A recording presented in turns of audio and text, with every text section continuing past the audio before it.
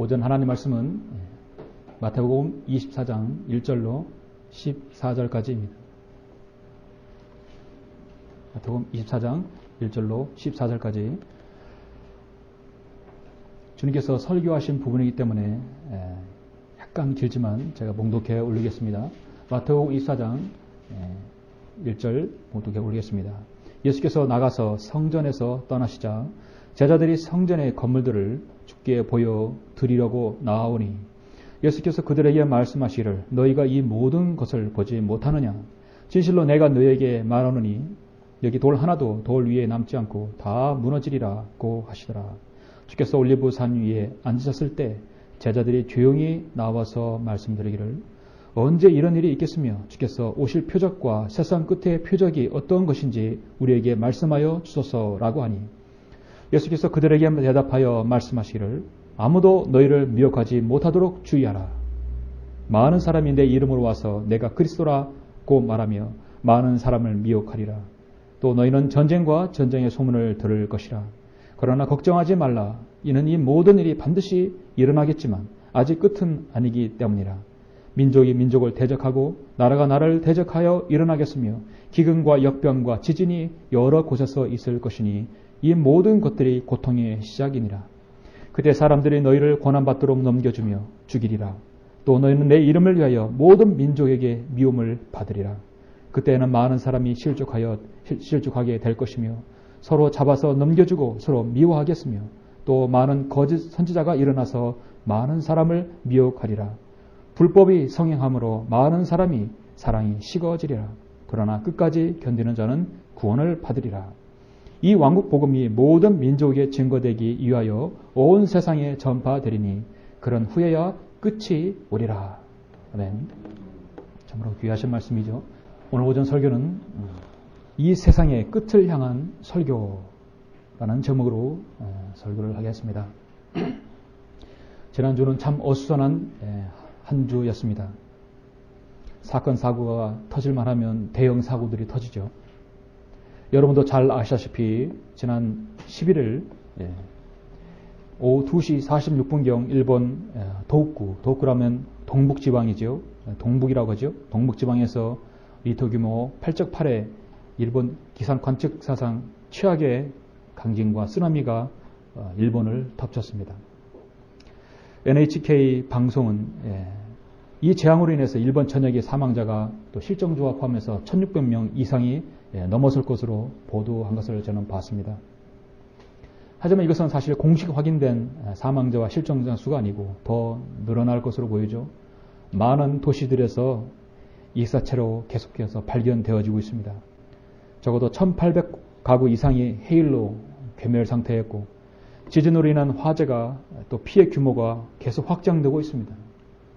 현장 접근이 어려워서 유일하게 구조 헬기를 통해서만이 구조된다고 하는 것입니다. 저도 그걸 텔레비를 보았습니다. 일본 당국은 화재 진화는 엄두도 내지 못하고 있고 대지진으로 인해서 원자력 발전소도 폭발로 인해서 방사능도 지금 누출이 되고 있다고 합니다.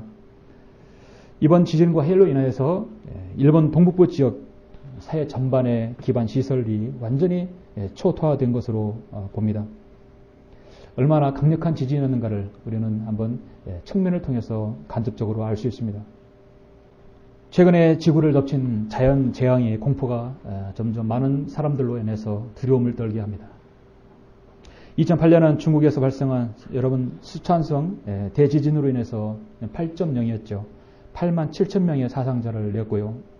2010년에는 1월 12일에 잘 아시는 바대로 IT에서 7.0에 달하는 지진으로 200년 만에 최악의 지진이 발생해서 20만 명이 사망했습니다. 또 그 다음 달 2010년 2월 달에는 칠레 해안에서 규모 8.6 강진이 일어났고요. 또 9월 30일 날 작년에는 많이 일어났습니다. 인도네시아 수마트라 섬에서 7.6 지진이 발생해서 수천 명의 사상자가 나왔었습니다. 또 지난달이었죠. 2월 22일에는 뉴질랜드 크라이스트 처치에서 규모 6.4의 지진이 발생해서 또 우리 교민도 죽게 되고 또 크나큰 피해를 입었습니다. 얼마 되지 않아서 또 11일 날 그저께도 일본에도 강진이 일어나서 수천 명의 사람들이 사상이 또 그들의 삶의 터전을 잃어버렸습니다. 사람들은 인류를 위협하는 이 자연재앙에 내 앞에서 속수무책 당하고 있습니다. 우주와의 로켓을 쌓아 올리는 그 잘난 과학은 어디 있습니까? 인류는 원숭이에서 태어났다는 그 똑똑한 학문과 철학들, 그 어떤 것들도 자연재해 앞에서는 아무런 대책이 없는 것이 바로 인간인 것입니다. 여러분들은 최근에 일어나는 이런 일련의 자연재해를 보고 어떤 생각을 하셨습니까? 어떤 생각이 드십니까? 성령으로 믿고 하나님의 전능하심을 믿는 그리스도인으로서 성경 말씀으로 저는 대신한다면 저는 이렇게 말씀드리고 싶습니다. 창세기 6장에서 하나님께서 사람의 사악함이 세상의 창대해짐과 그 마음의 생각의 모든 상상이 계속해서 악할 뿐임을 보시고 6장 6절에서 보면 주께서 땅 위에 사람을 지으셨으니 후회하셨으니 그 일이 그의 마음을 비통케 하였더라. 주께서 말씀하시기를 내가 창조한 사람을 진면에서 멸망시키나니 이는 그들이 내 아들로 나를 따르는 데서 돌이키게 하여 그들이 다른 신을 섬길까 하며 그래야 주의 진노가 너에게 일어나서 갑자기 너를 멸하실까 함이라. 이건 신명기 7장 4, 5절 말씀입니다. 오직 너희가 그들에게 행한 것을 이러하니 그들의 제단들을 파괴하고 그들의 형상들을 부수고 그들의 아사다를 찢고 그들의 새긴 형상들을 불로 태울지니라. 그러나 그들이 그의 말씀을 멸시하여 그 선지자를 학대하였으니 주의 진노가 그의 백성에 대하여 일어나 치유의 방책이 없게 되었더라. 이사야 13장에서는 그러므로 내가 주의 맹렬한 분노의 날에 만군의 주의 진노로 하늘들을 흔들고 땅을 그 자리에서 옮겨버리리라. 주의 진노의 날에는 그들의 은이나 금도 그들을 구해내지 못할 것이며 그 온 땅이 그의 질투의 불로 삼켜지리니 이는 그가 그 땅에 거하는 그들을 모두 신속히 제거할 것입니다. 마지막 신명기 11장 17절에 보면 그때 너희에게 주의 진노가 일어나며 주께서 하늘을 닫아 비를 내리지 않으시어 그 땅에 열매를 내지 못하리니 너희는 주께서 너희에게 주신 그 아름다운 땅에서 속히 멸망되지 않도록 하라. 어느 성경을 보더라도 요즘 일어난 그 자연재해들은 결코 우연이 아니라는 사실입니다. 최근에 재해가 일어난 국가들, 제가 열거한 국가들을 보시면 힌두교 국가이고요, 부두교 국가이고, 가톨릭 국가이고, 이슬람 국가이고, 공산주의 용의 나라이고, 동성연애 국가이고, 다신교 국가입니다. 신실한 그리스도인이, 성경 믿는 그리스도인이 그 나라에 있다는 말은 들어보지 못했던 나라예요. 이 나라들은 조금 전에 말씀드린 하나님의 진노가 임한 것입니다. 우리는 최근에 급변하는 지구 환경과 각종 재앙들, 전쟁의 소식들, 종교 간의 통합들, 넘쳐나는 죄악들, 인류는 정말 이 세상의 끝을 향해 아주 빠르게 달려가고 있습니다. 여러분도 동일하게 생각하시죠? 그런 시점에서 오늘 저는 우리 주님께서 말씀하신 마태복음 24장에서 올리브산에서의 그 설교를 저는 본문으로 우리가 사는 이 시대에 우리가 어떻게 주님을 섬겨야 하는지를 저는 말씀을 드리고자 하는 것입니다. 오늘 본문 마태복음 24장을 보시면 주님께서 갈보리 십자가에서 구속사역을 이루시기 전에 올리브산 위에서 설교를 한 설교 본문입니다. 우리는 오전 설교는 예수 그리스도께서 올리브산에서 설교를 하신 그 본문을 가지고 저는 설교를 하는 것입니다. 설교자로서 위대하신 우리 주님께서 설교하신 그 본문을 가지고 설교한다는 것은 저는 강단의 영광이고 특권이고 축복이라고 생각합니다. 오늘 본문을 어떻게 보면은 신약 성경에서 가장 중요하고도 어려운 부분에 우리는 봉착했습니다. 그만큼 마태복음 24장과 사도행전 2장, 그 다음에 히브리서 6장 이 세 부분은 이 신약 성경에서 많은 신약자들에게 해석의 오류를 가져오는 부분입니다. 사도행전 2장은 잘 아다시피 여러분 성령을 받은 것에 관해서 방언에 대해서, 침례에 대해서, 오순절주의자들, 물침례로 구원받는 자들, 캠벨주의자들 아주 지극히 성경을 오해하고 있는 부분이죠. 히브리서 6장은 어떻게 여러분 어떻습니까? 구원의 영원한 보장을 믿지 않는 알미니안주의자들이 끊임없이 논쟁거리가 있는 부분입니다. 끝까지 견뎌야 하는 부분이 있죠. 그리고 오늘 본문의 마태복음 24장도 여전히 신약 성도와 환란 성도를 구분하지 못하는 성경의 무지한 자들이 함정을 빠뜨리는 바로 본문입니다. 특히 오늘 본문에 대해서는 항상 여러 가지 해석이 나오게 되어 있는데 그러한 해석들의 문제는 우리가 진리의 말씀을 올바로 분별하는 사람들인데 반해 이 마태복음 24장을 진리의 말씀을 올바로 분별하지 못하면 엄청난 오류의 재앙에 교리적 재앙에 빠진다는 사실입니다. 오늘날 자신들이 정통이고 보수라고 자칭하는 기독교 단체들을 보면 오늘날 일어나는 일련의 자연재해라든지 전쟁들이라든지 각종 사건 사고들을 들어서 아마도 오늘 본문 마태복음 24장을 본문으로 해서 설교하는 교회들이 많을까 저는 생각합니다. 그들이 얼마나 허황되고 엉터리 해석으로 정말 복음을 가리우고 왜곡하는지 우리는 잘 알아야 할 것입니다. 그렇기 때문에 오히려 우리가 마태복음 24장을 잘 해석하고 이 마태복음 24장을 통해서 우리가 주님의 그 올브레산 설교를 바로 잘 이해해야 할 것입니다. 평가만 하지 말고 비평만 하지 말고 실질적으로 우리가 이 부분에 대해서 확실히 알아야 합니다. 성경은 미리 기록된 역사라고 라큐는 말씀했습니다. 그것은 예언을 담고 있는 말씀이기 때문입니다. 우리 성경 중심은 아까 찬양했죠. 만왕의 왕 예수 그리스도 바로 주님께서 주인공이십니다. 계시록 19장 10절에서 보면 예수의 증거는 예언의 영이라 했습니다. 여러분이 예수님께서 하신 말씀을 잘 귀담아 들으면 정말 시대를 읽을 수 있는 그 안목이 생기는 것이죠. 신문을 보든 뉴스를 보든 그 어떤 세상에 일어나는 일들을 보면 여러분은 조금 전에 공부했듯이 모형과 원형의 부분을 알듯이 어느 정도 예측을 할 수 있는 것입니다. 그러므로 예수 그리스도께서 증거하신 말씀을 귀담아 잘 우리는 들어야 합니다. 오늘날 21세기 교회의 가장 큰 오류가 예수님께서 하신 말씀을 문자 그대로 받아들이지 않는 데 있지요. 말씀 올바로 알고 깨닫는 자에게는 알기 쉬운 것이라고 말씀하고 있습니다. 한 죄인을 구원에 이르게 해서 영원한 생명을 이루게 하는 것이 하나님의 말씀이지만 한 죄인을 영원한 지옥으로 빠뜨리게 하는 것이 또 하나님의 말씀입니다. 럭커 목사님은 모든 것을 하는 사람도 지옥에 가고 아무것도 하지 않는 사람도 지옥 간다고 했습니다. 모든 걸 다 하는 사람도 지옥에 가고 아무것도 하지 않는 건 지옥입니다. 바른 길 하나만 가야 되는 것이 하나님의 말씀을 마음에 두기 싫어하는 거듭나지 않은 사람들, 학자들은 오류에 빠지게 되어 있습니다. 그래서 오늘날 한국은 소경이 소경을 인도하는 꼴이 되는 것이죠. 영적 빈곤의 악순환이 계속되고 있습니다. 이것이 오늘 한국식 기독교의 바로 현실입니다. 성경을 잘못 배우면 오늘 얼마나 중요한 말씀입니까? 그 불멸의 혼을 사탄에게 저당 잡혀서 인생을 망치고 나중에 영원한 지옥으로 가게 되는 것이죠.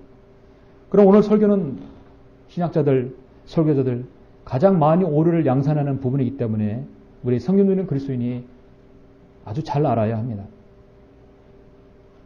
너무도 잘 알려지고 유명하기 때문에 어떻게 보면 지나칠 수도 있지만 오늘 우리가 마태복음 24장을 잘 아는 계기가 되었으면 합니다.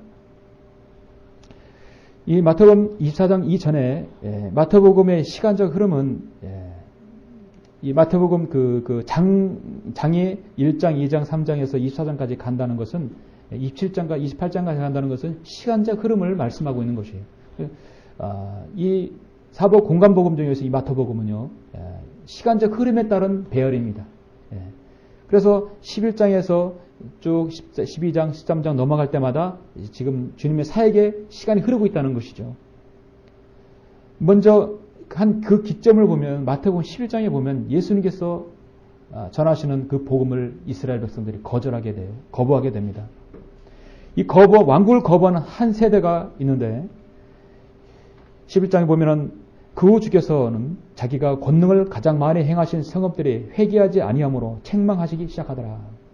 20절 21절입니다. 고라시나 너에게 화 있으리라. 벳사다야 너에게 화 있으리라. 너에게 행한 권능을 투로와 시돈에서 행하였더라면 그들이 벌써 베옷을 입고 제에 앉아 회개했으리라 했어요.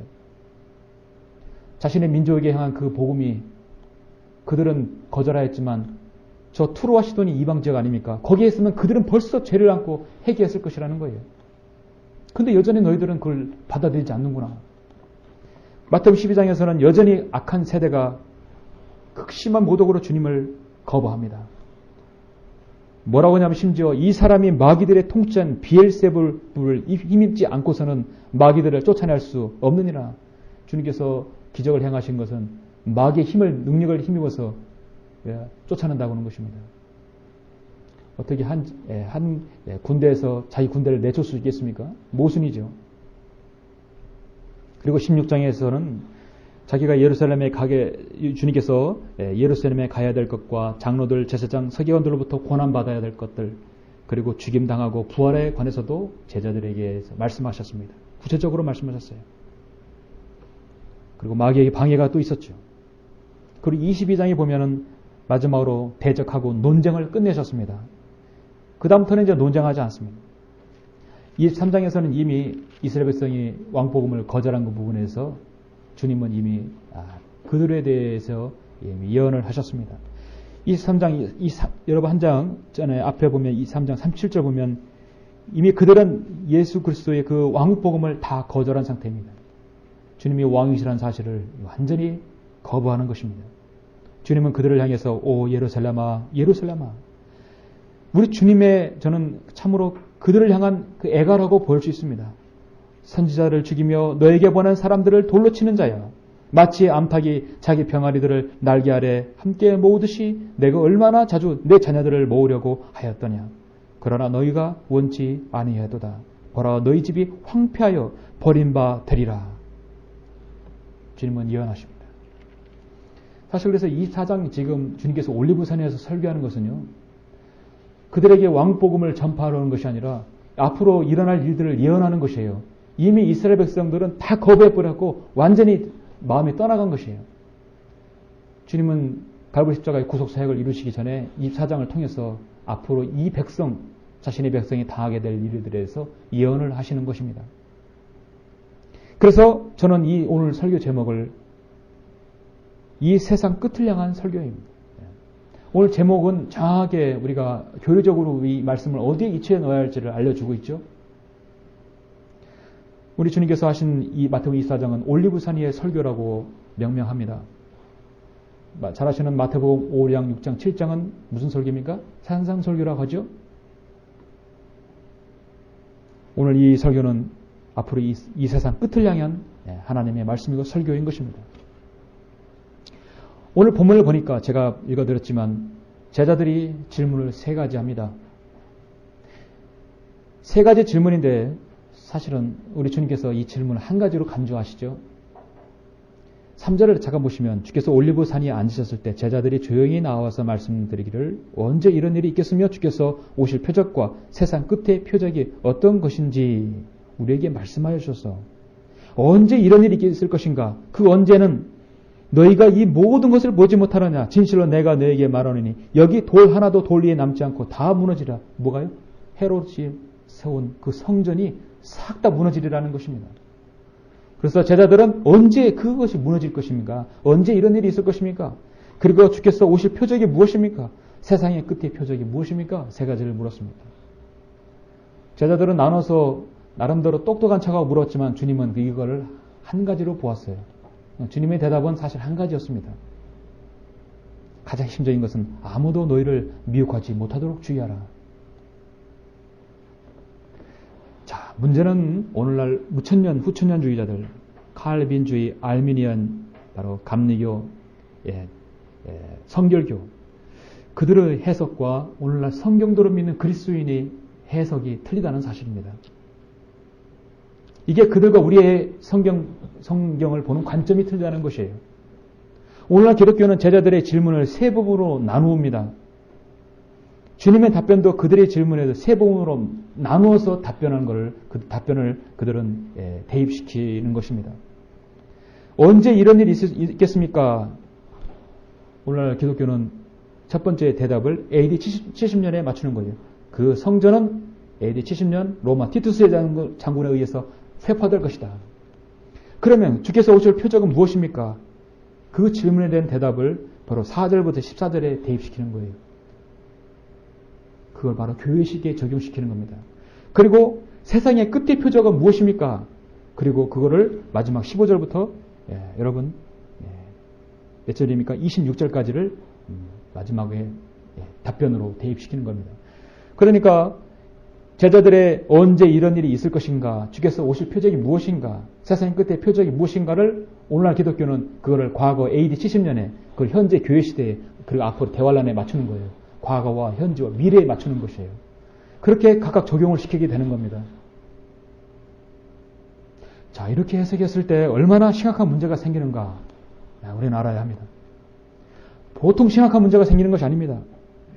저는 오늘 이것을 여러분 이해를 돕기 위해서 이 설교를 2부분으로 나누어서 저는 말씀을 드리겠습니다.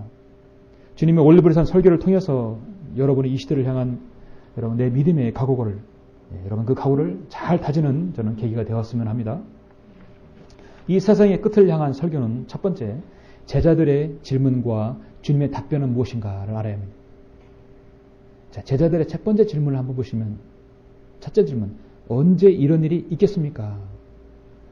주님께서 너희가 이 모든 것을 보지 못하느냐? 진실로 내가 너희에게 말하노니 여기 돌 하나도 돌 위에 남지 않고 다 무너지리라 했습니다. 자, 이 상황을 우리가 마가복음 13장의 상황을 먼저 한번 보셔야 될 것 같습니다. 자, 마가복음 13장은 마태 마가에서 누가 이렇게 마태복음과 누가복음에서 캐치하지 못하는 부분을 마가복음에서 잘 제시하고 있죠.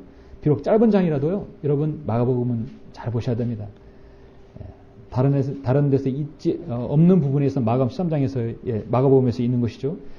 13장 1절 4절 보시면 주께서 성전에서 나가실 때 제자들 가운데 한 사람이 주께 말씀드리기를 그 누구일까요? 선생님 부른 사람 누굴까요? 마스터 유다 이스카라웃이죠. 이 얼마나 거대한 돌들이며 건물인지 보소서. 그는 늘 육신적이고 보이는 것만 관심이 있었어요.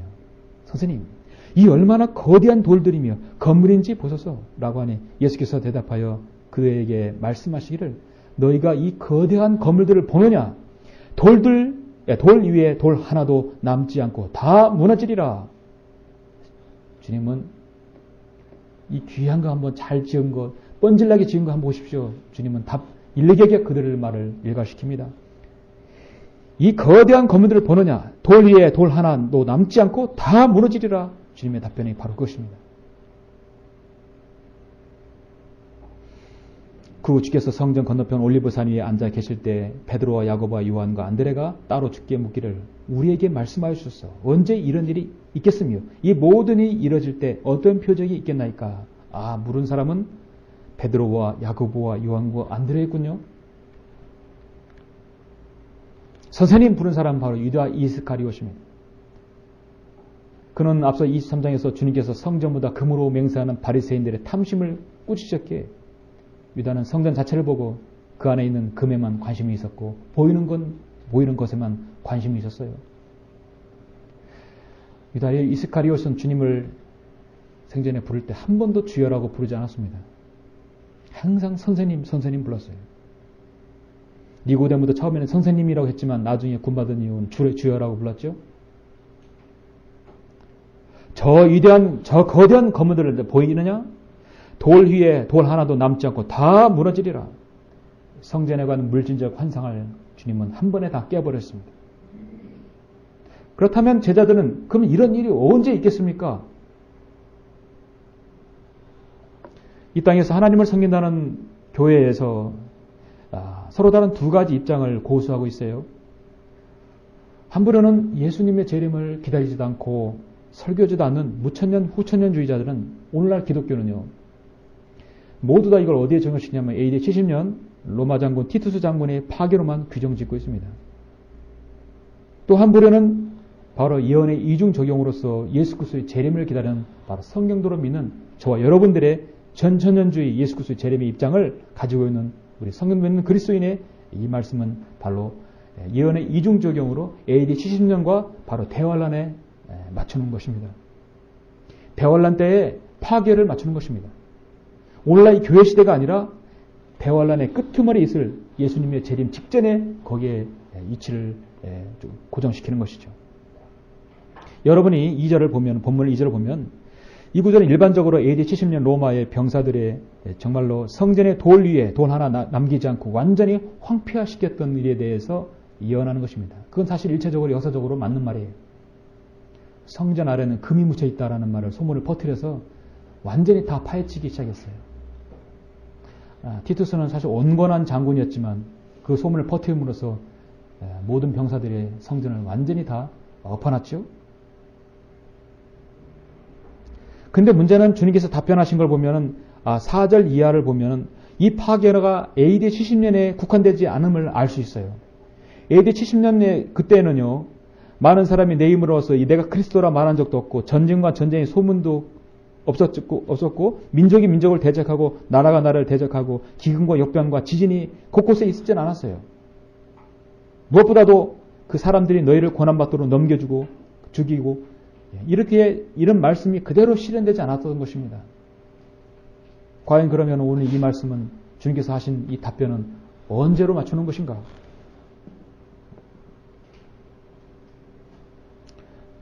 결정적으로 14절에 보니까 이 답변이 AD 70년에 고정시켜서 안 될 이유가 이 왕국 복음이 모든 민족에게 증거되기 위하여 온 세상에 전파되리니 그런 후에야 끝이 오리라. 왕국 복음이라는 말을 우리는 초점 맞춰야 되겠습니다. 천국 복음, 왕국 복음이죠. 잠시 우리는 이 시점에서 이스라엘의 성전 역사에 대해서 한번 알아볼 필요가 있습니다. 성전 역사를 되짚을 필요가 있어요. 예루살렘에 있는 성전은요, 총 3차례 지어졌죠. AD BC 1010년에 솔로몬에 의해서 성전이 건립되었죠. 그 자리는 모리아산이 있는 지역으로 아브라함이 이삭을 바쳤던 지역입니다. 그러나 이스라엘 배교로 인해서 BC 606년에 바빌론 느부갓네살에 의해서 철저히 파괴되었습니다. 그리고 포로로 잡혀갔고요. 그리고 시간이 흘러서 BC 440년에 스룹바벨에 의해서 재건이 되었습니다. 재건이 되었고 그들은 또 배교해서 BC 168년에 시리아 안티오코스 에페파네스에 의해서 철저히 파괴되었습니다. 그리고 마지막 이방인 헤롯은 유대인들의 유화 정책으로 환심을 살기 위해서 예수님 당시 그들은 80년 넘게 헤롯 성전이 성전을 지은 것이죠. 예수님께서는 지금 이 헤롯 성전을 보고 이것이 돌 하나에 돌 위에 남지 않고 무너진다고 지금 예언하신 겁니다. 그리고 AD 70년 완공된 지 불과 수년 후에 로마에 의해서 이 성전은 완전히 다 무너지고 맙니다. 예수 그리스도께서 이 같은 헤롯 성전을 가리켜서 이것을 무너뜨리면 내가 3일 만에 다시 짓겠다고 말씀하셨어요. 요한복음 2장 19절에서 예수께서 대답하여 말씀하실 이 성전을 헐라. 그러면 내가 3일 만에 이것을 다시 일으키리라. 모든 제자들, 모든 사람들은요, 이걸 이해하지 못했습니다. 예수님께서 십자가에 달려 죽으실 때 하신 말씀이 마지막으로 무엇입니까? 자, 예수께서 다시 큰 음성으로 소리 지르신 후 숨을 거두시더라. 죽으셨어요. 그런데 보라, 성전의 휘장이 위에서 아래까지 둘로 찢어지고 땅이 흔들리며 바위들이 갈라지고 무덤들이 열리며 잠들었던 많은 성도들의 몸이 일어났다 했습니다. 성전 휘장이 둘러서 위에서 아래로 찢어졌다 했습니다. 휘장은요, 인간의 어떤 물리적인 힘에서 그렇게 쉽게 찢어지는 휘장이 아니죠. 성전의 휘장이 찢어졌다는 얘기는 이제 성전은 보이는 건물이 아니라는 것을 증명하는 것입니다. 고린도서 6장 19절에서 분명히 너희 몸은 너희가 하나님으로부터 받은 바 너희 안에 계신 성령의 전인 것을 알지 못하느냐. 너희는 너희 자신의 것이 아니니라. 너희는 값을 치르고 산 것이니 그러므로 하나님의 것인 너희 몸과 너희 영으로 하나님께 영광을 돌리라 했습니다. 예수님의 죽으심 이후의 성전은 바로 내주하신 여러분의 몸인 것입니다. 주님의 위대한 구속 사역으로 인하여서 죽으시고 다시 부활하시겠다는 말씀이고 성전은 더 이상 보이는 건물이 아니라 내주하신 성령님의 개인의 성전은 바로 여러분 자신임을 말씀하고 있는 것입니다. 자, AD 70년에 로마 장군 티투스에 의해서 철저히 회파되고 성벽은 오직 서쪽 벽만, 외벽만 남았어요. 지금 예루살렘에 가면 서쪽 벽만 남았습니다. 유대인들은 늘 거기서 가서 자기의 기도를 종이에 써서 벽 사이에다가 구겨놓고 기도하고 있죠. 자신들의 그 회한을 불러일으키는 그래서 통곡의 벽이 된 것입니다. 서쪽 외벽만 남은 것이 지금의 통곡의 벽이죠. 자, 세월은 흘러서 AD 661년에 시리아와 예루살렘의 지역을 통치자가 된 사람이 있는데 그는 바로 이슬람 칼리프 무야위야입니다. 이 칼리프라는 사람이 여기에다가 바이돔 사원을 건축을 계획했고 691년에 완공했습니다. 이 자리는 아브라함이 이삭을 바쳤던 바로 제단이었고 바로 그 성전 자리였어요. 근데 이 마귀 자식들은 예수님의 예루살렘의 솔로몬 성전 자리에 이슬람 사원에다가 바이돔 사원의 이름을 지어놓고 그 자리에다가 여기는 이삭을 바쳤던 장소가 아니라 아브라함이 이스마엘을 바쳤던 장소라고 거짓말하는 것입니다. 이 바이돔 사원의 중심으로 원을 둘러싸고 24개의 기둥으로 박아놓고 위에서 보면 팔각형 그 아케이트로 되어 있어요. 팔각형으로 되어 있고 대부분 그 면적들이 팔각형으로 되어 있어서 너비가 18m이고 높이가 11m입니다. 현존하는 이슬람 사원에서요. 이 바이돔 사원만큼 잘 지어진 건 없습니다. 가장 오래되었고 가장 웅장한 사원이 바로 바이돔 사원입니다. 수학적, 기하학적으로도 완벽한 균형을 이루었다고 그들은 최고의 걸작이라고 자랑합니다. 그렇게 했을 때 주님의 답변은 무엇인가? 저는 아마 2절이라고 봅니다. 너희가 이 모든 것을 보지 못하느냐? 진실로 내가 너희에게 말하노니 여기 돌 하나도 돌 위에 남지 않고 다 무너지리라. 바이돔 사원은 반드시 그렇게 됩니다. 이 돔 내부의 천장 위에 벽에는 코란이 세워졌고 예수 그리스도께서는 인간의 신일 뿐이라고 기록해 놓았고 하나님의 삼위일체를 비난하는 그런 교리들, 성경적 교리를 비난하는 글들을 비잔틴식 모자이크로 화려하게 장식을 해놨습니다.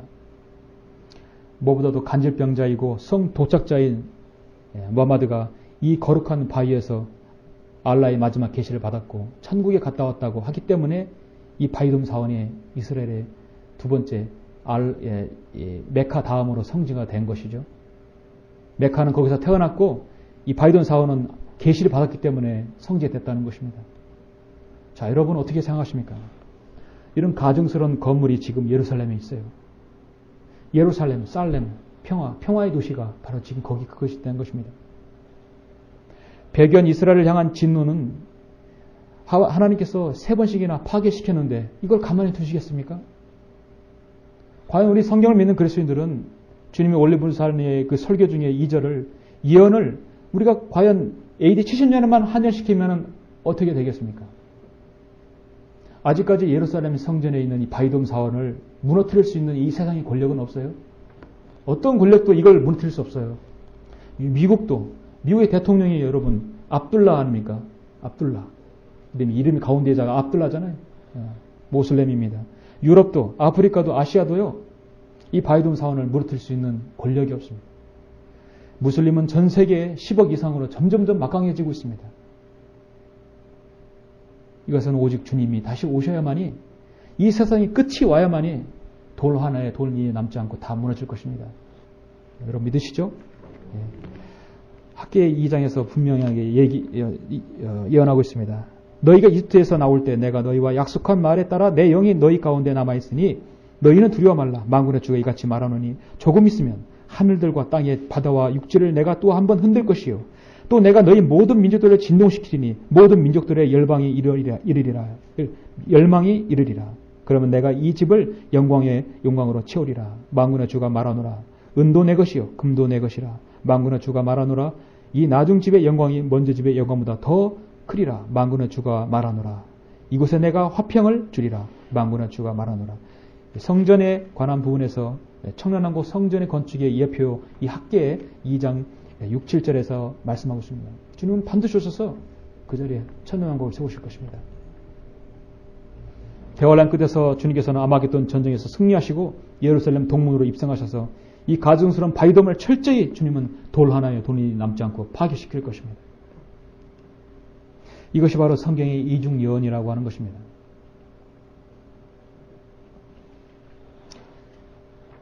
예수님 제자들이 올리브산에서 언제 이런 일이 있겠다는 것은 모든 사람들이 AD 70년에 한정시키지만 우리 그리스도인은 AD 70년뿐만 아니라 이 세상의 끝에 반드시 그 일이 또 일어날 것이라는 것을 보여주고 있습니다.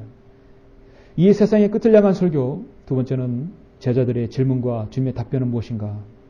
자, 저는 이 두 번째 질문과 세 번째 질문을 같이 하나로 합하겠습니다. 왜냐하면 사실 같은 질문이에요. 주께서 오실 표적과 세상의 끝의 표적은 어떤 것입니까? 물었습니다. 주님은 제자는 주님께 세 가지 질문을 연속 물어봤지만 답변은 사실 하나예요.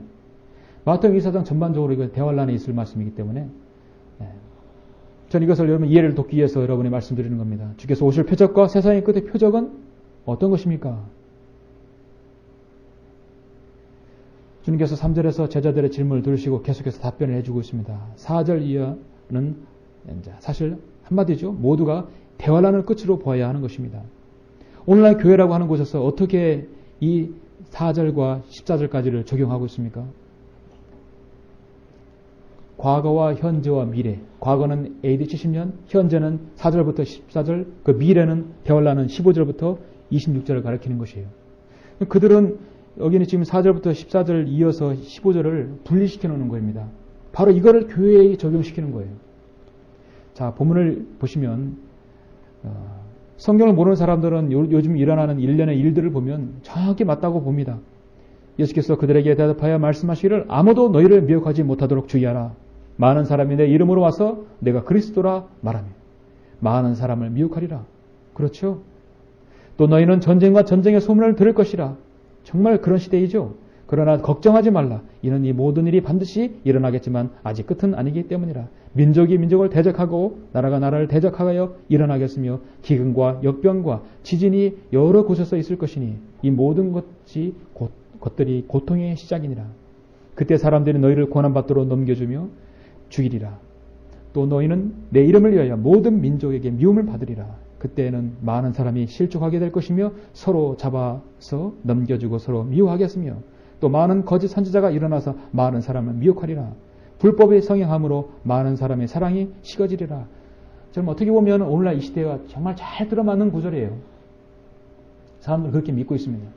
결정적으로 그들을 싹 올가매는 결정적인 구절이 바로 13절이죠. 그러나 끝까지 견디는 자는 구원을 받으리라. 이 구절이야말로 오늘날 제득권교에서 가장 잘 써먹는 구절이 아닙니까?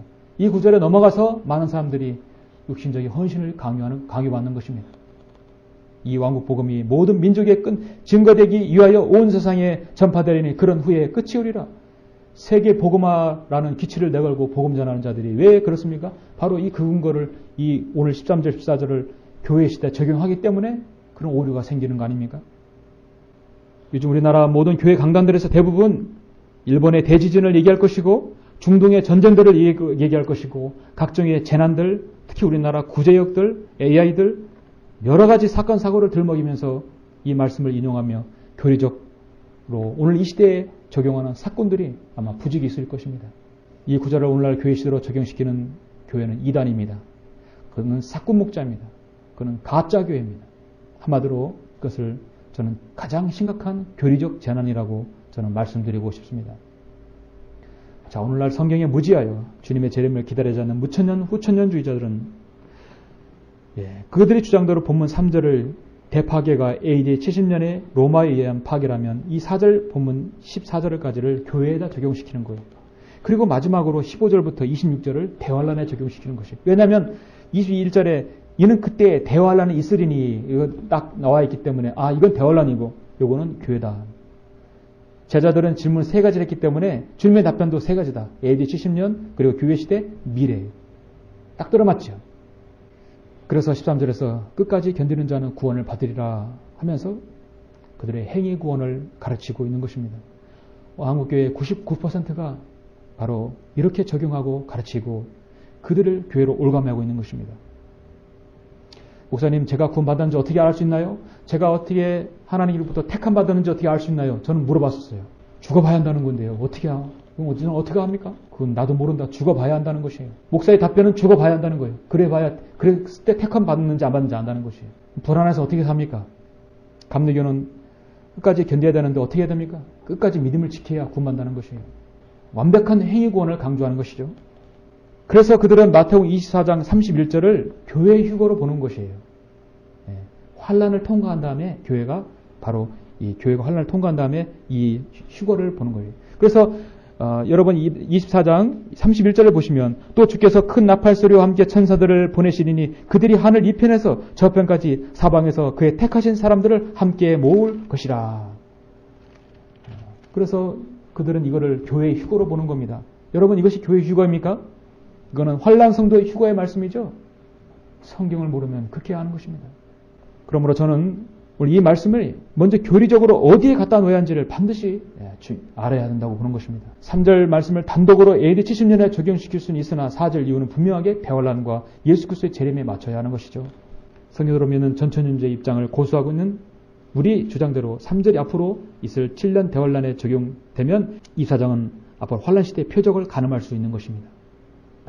우리는 먼저 제자들이 성전의 아름다움을 말씀드릴 때 예수님은 그 성전의 AD 70년 로마에 의해서 철저히 파괴될 것이라고 말씀했을 때 우리는 믿지만 그 내용은 일부분이지만 앞으로 이 세상의 끝에 있을 또 하나의 예언이라는 것을 우리는 알게 되는 것입니다.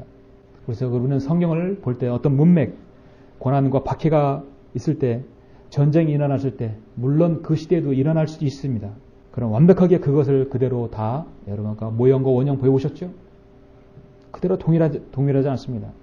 어느 정도 영적 적용은 가능하지만 교리적으로 그것을 구분하지 못하면 심각한 문제가 생기는 것입니다. 오늘 본문의 4절부터 14절은 어느 정도 이 시대에 적용하게 될 수 있지만 이 시대에 많은 사람이 실족하게 되고 서로 잡아서 넘겨주고 서로 미워하는 그런 일은 없는 것입니다. 이것은 분명히 대환란의 때입니다. 그래서 4절부터 오늘 26절까지 전부를 대환란에 맞춰야 하는 것입니다. 그래서 14절에 왕국복음이 모든 민족에 증거되기 위하여 온 세상에 전파되는 것입니다. 왕국복음이 전파되면 끝이 옵니다. 이 끝은 이 시대의 종말을 말하는 것이지 한 개인의 종말을 말하는 것이 아니죠. 개인의 삶이 끝이라면 그 끝은 상당히 다양할 텐데 주님은 그렇게 이 세상에 오시지 않습니다. 그래서 전반적으로 마태복음 24장 본문은 미래에 있을 구체적인 대환란들을 주님께서 말씀하고 있는 것입니다. 적그리스도가 출현할 때를 얘기하는 것이에요. 이미 우리는 이 땅에 없고 다 휴거되어 하늘로 올라간 상태를 말하는 것입니다. 여러분은 자신은 고린도서 15장 보시면 51절 보라 내가 너에게 한 가지 신비를 말하노니 우리가 다 잠잘 것이 아니요 오히려 우리가 모두 변화될 것이니 마지막 나팔 소리에 눈 깜짝하는 순간이 그러하리라. 나팔 소리가 나면 죽은 자들이 썩지 아니하는 몸으로 일으켜지며 우리도 변화되리라. 그리하여 이 썩을 몸이 반드시 썩지 아니할 몸을 입고 이 죽을 몸이 반드시 죽지 아니할 몸을 입으리라. 아멘. 강력한 미혹의 시대입니다. 여기 있는 분들은 우리 다 올라갈 분들이에요. 한 사람도 여기서 남아서는 안 됩니다. 매주마다 충무사랑병원교에서 2명씩 1명씩 계속 새로운 분들이 오셔요. 그때마다 그분들을 위해서 또 영접 기도하고 같이 복음을 전합니다. 이미 구원받은 사람도 다시 또 영접하라고 합니다. 왜냐하면 혹시라도 다 지난번에 했을 때는 마음으로 따라 진심으로 하지 않았을 수도 있기 때문에 한 사람에도 빠짐없이 여기 있는 분들은 50명은 다 하늘로 올라가야 된다는 것이에요. 이 땅에 남아서는 안 되는 것입니다. 저 뒤에 보면 피테르 거만 목사님의 저서 휴거 이후에 있을 일들이 있습니다. 책이 있어요. 거기에 중간에 이런 내용이 있는데요. 만약 당신이 휴가되지 못했을 때 해야 할 일은 무엇입니까? 여러분 타임캡슐에 이런 편지를 쓸 수 있습니다. 당신이 땅에 남았을 때 해야 할 일들 다섯 가지. 첫 번째, 일단 흥분하지 말라. 흥분하지 말고 당황하지 말고 먼저 마태복음 24장을 펼쳐라. 오늘 본문을 일단 읽으라는 얘기예요. 이것이 당신의 삶의 지침이다. 4절부터 8절입니다. 예수께서 그들에게 대답하여 말씀하시기를 아무도 너희를 미혹하지 못하도록 주의하라요. 많은 사람이 내 이름으로 와서 내가 그리스도라 말하면 많은 사람을 미혹하리라. 전쟁과 전쟁의 소문이 들고 걱정하지 말라. 이 모든 일 반드시 일어나겠지만 아직 끝은 아니기 때문이라. 민족이 민족을 대적하고 나라가 나라를 대적하여 일어나겠으며 기근과 역병과 지진이 여러 곳에서 있을 것이니 이 모든 것이 고통의 시작이라. 7년의 고통입니다. 두 번째는 당신은 은혜의 복음을 거절했기 때문에 구원받기는 틀렸어요. 단 구원받으려면 당신은 행위가 있어야 된다는 것이 13절에서 그러나 끝까지 견디는 자는 구원을 받으리라. 나는 끝까지 견뎌야 된다. 세 번째, 어떤 표현한 숫자를 받아서는 안 된다. 16절에서 그 이하 말씀하고 있죠. 먹고 살려고 666표를 받으면 반드시 너는 끝장이다 하는 것이. 네 번째, 순교할 각오를 하라. 목 잘릴 각오를 하라. 당신이 사는 그 시대는 믿음과 행위로 당신의 믿음을 입증할 때다. 다섯 번째, 가장 중요한 것인데 당신 주위에 유대인이 있는 걸 봐라. 유대인이 있으면 그들에게 선대하라는 거예요. 무조건 잘해주라는 것이에요. 그때가 되면 적그리스도는 유대인들을 잡아 죽이려고 혈안이 되었을 것이다. 적그리스도는 나치 히틀러에 비하면 애들 장난이다 하는 것이에요. 그들을 찾아서 그들에게 잘해주라.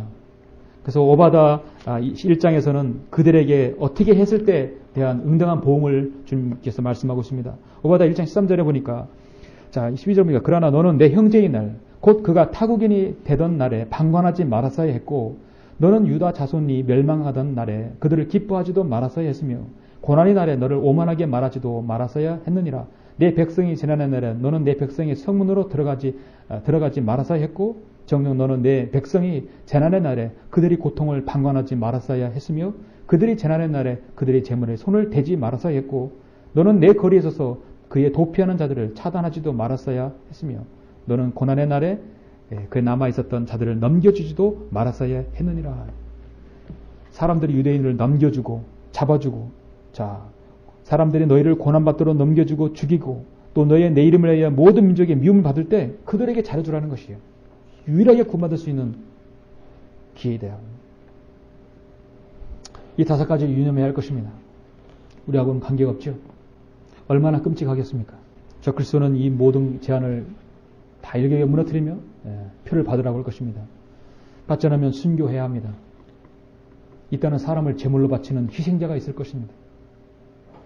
로마 가톨릭은 이것을 예행 연습하고 지금도 비밀리에 하고 있죠. 절대로 그래서 우리는 이 땅에 남아서는 안 됩니다. 오늘 마태복음 24장의 본문은 우리가 없을 때의 일입니다.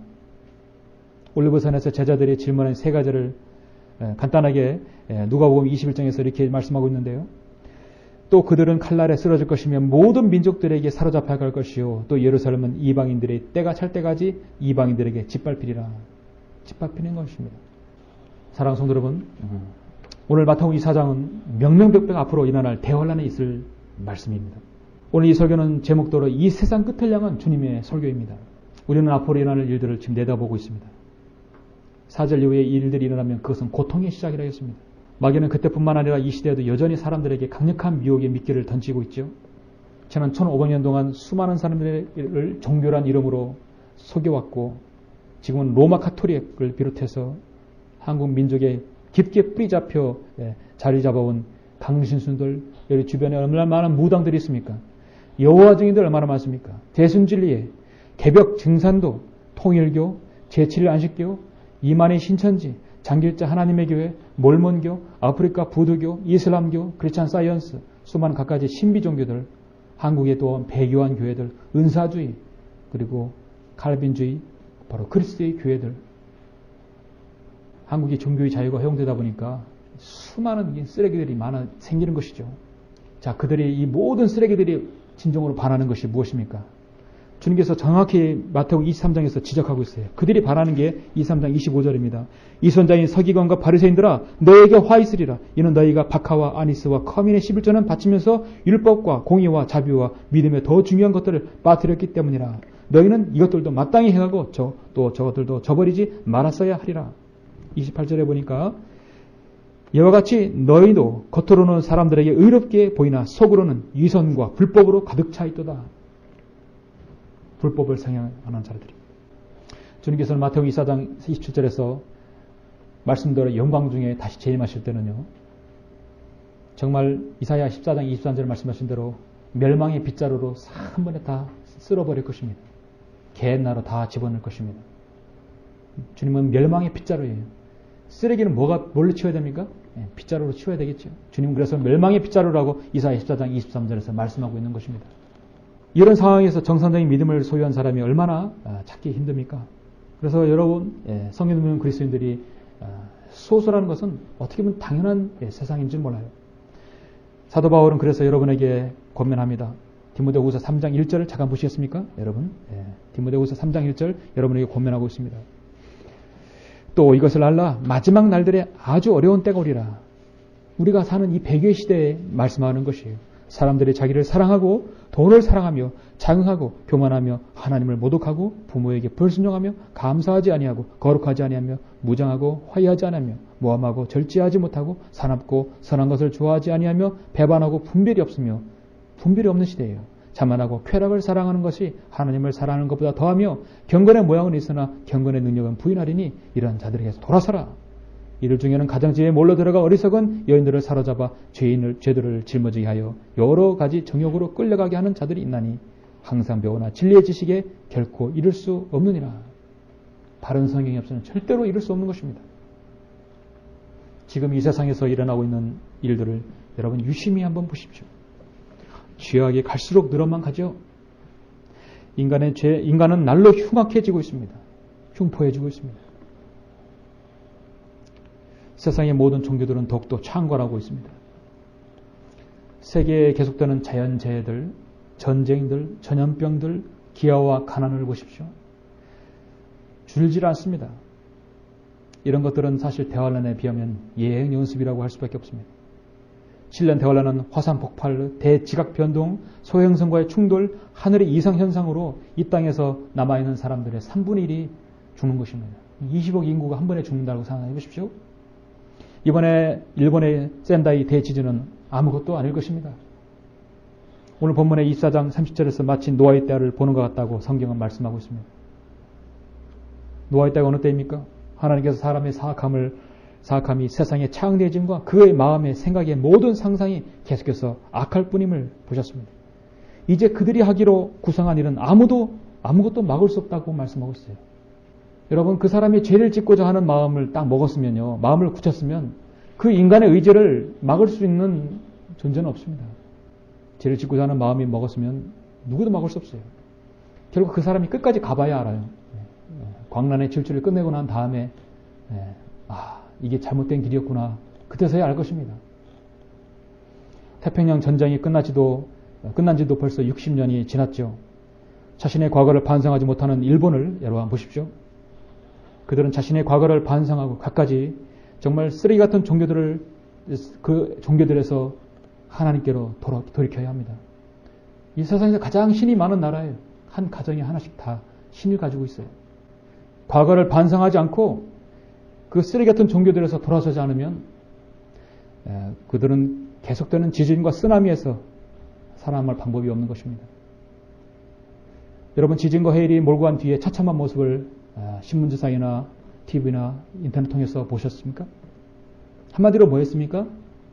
쓰레기였습니다. 사람들은 이번 지진을 분석하면서 유럽판과 태평양판이 부딪히면서 어쩌고 저쩌고 합니다. 그러면서 일본이 한국에 방파제 역할을 함으로써 한국이 무사하게 됐다고. 저는 그렇다고 해서 일본에게 고마운 것이 없다고 생각합니다. 저는 고마운 거 없어요. 그건 하나님께서 하신 것이기 때문에. 역사를 관장하신 하나님께서는 역사를 지금 지켜보고 계세요. 일제강점기 때 그렇게 처참하게 우리 한국 여자들을 짓밟혀놓고 그 위안부 할머니를 보고 그들은 자발적으로 창녀 노릇을 했다고 떠들어대는 그 일본이 오늘날 그들의 자화상인 것입니다. 하나님 말씀하십니다. 속지 말라. 하나님은 우롱당하지 아니하시느니라. 이는 사람이 무엇을 심든지 그대로 거둘 것이기 때문이라. 결론적으로 주님께서 다시 오십니다. 주님은 반드시 다시 오셔야만 합니다. 아멘. 자신의 신부인 교회를 데리러 오셔야 하기 때문입니다. 신랑이 신부를 데리러 와야죠. 그리고 거짓말할 수 없는 하나님께서 지금 분명하게 오늘 마태복음 24장에서 말씀하고 있어요. 여러분 본문에서 35절 보시면, 본문은 아니지만 마태복음 24장 35절에서 보시면, 하늘과 땅은 없어져도 내 말들은 결코 없어지지 아니하리라. 그러면 하늘과 땅이 없어질 가능성이 있습니까? 그건 가능성이 없어요. 그러면 주님의 말은 반드시 실현된다는 것이죠. 성경의 마지막 약속이 무엇입니까? 성경의 마지막 주님의 말씀이 무엇입니까? 이런 일들을 증거하신 분이 말씀하시기를 반드시 내가 속히 오리라. 아멘. 그러합니다. 주 예수여 오시옵소서. 이 말씀을 주님은 철회하거나 취소한 적은 없어요. 하늘과 땅 없어져도 내 말들은 결코 없어지지 아니한다겠습니다. 이 약속을 믿는 성경들을 믿는 그리스도인이 우리 주님 말씀대로 정말 깨어 있어야 할 것입니다. 오늘 올리브산 위에서의 마지막 때를 향한 주님의 설교는 바로 이 시대, 마지막 시대를 사는 바로 여러분에게 주님의 재림의 약속이 그대로 성취될 것으로 믿는 여러분에게 다시 한번 그 예언의 신중함과 중요성을 상기시켜 주는 것입니다. 마지막으로 저는 마태복음 24장 40절부터 45절을 읽고 설교를 마치겠습니다. 자, 이 부분을 여러분 잘 적용하시길 바랍니다. 40절, 45절. 그때 두 사람이 밭에 있는데 한 사람은 데려가게 되고 한 사람은 남게 되리라. 두 여인이 맷돌을 갈고 있다가 한 사람은 데려가게 되고 한 사람은 남게 되리라. 그러므로 깨어 있으라. 어떤 시간에 너희 주께서 오실는지 너희가 알지 못하기 때문이라. 그러나 이것을 알라. 만일 집주인이 그 집주인의 도둑이 어느 시간에 올 것인지 알았더라면 그가 깨어있어 자기 집을 뚫는 것을 허락하지 아니하였으리라. 그러므로 너희도 준비하고 있으라. 너희가 생각하지 않는 시간에 인자가 올 것이기 때문이라. 그러면 그의 주인이 자기 집을 다스릴 자로 세워 정한 시기에 그들에게 양식을 나눠주게 할 신실하고 현명한 종이 누구겠느냐? 바로 여러분들이죠. 네, 기도하시겠습니다.